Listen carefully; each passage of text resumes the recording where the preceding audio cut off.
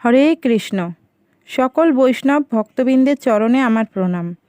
আগামী 17ই আষাঢ় 2রা জুলাই 2024 মঙ্গলবার শ্রী যোগিনী একাদশীর উপবাস।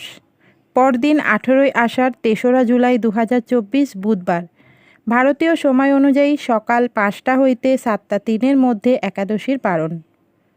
তো এই আষাঢ় মাসের কৃষ্ণপক্ষের একাদশী যোগিনী একাদশী নামে পরিচিত।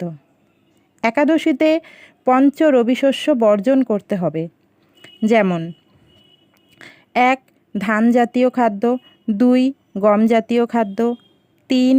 যব ও ভুট্টা জাতীয় খাদ্য, 4. ডাল জাতীয় খাদ্য, 5.